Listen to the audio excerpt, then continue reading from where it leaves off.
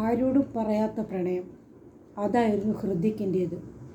ചെറുതിലെ അമ്മയെ നഷ്ടമായതു മുതൽ കാറ്റിനോടും മഴയോടും പൂവിനോടും പുഴയോടും അങ്ങനെ പ്രകൃതിയോട് സമരസപ്പെട്ട് അവൻ്റെ ഹൃദയത്തിലെ പ്രണയം മഞ്ഞ് പെയ്തുകൊണ്ടേയിരുന്നു.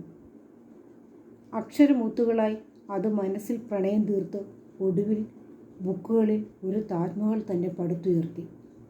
കഥകളുടെയും കവിതകളുടെയും താജ്മഹൽ. അക്ഷരങ്ങളായിരുന്നു അവൻ്റെ പ്രണയിതാക്കൾ. രഹസ്യമില്ലാത്ത തുറന്നെഴുത്തിലൂടെ കൂടെ കൂടിയ പ്രിയ സഹയാത്രികർ. ഇണങ്ങിയും പിണങ്ങിയും വർഷങ്ങളായി ഉറക്കിലും ഉണർവിലും നിറം ചാർത്തുന്നവർ.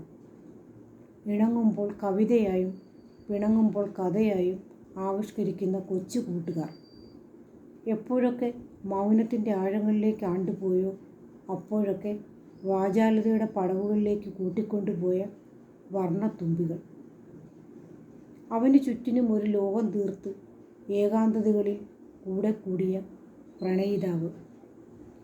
എല്ലാ ബന്ധനങ്ങളെയും പൊട്ടിച്ച് പ്രണയം തീർക്കുന്നവർ.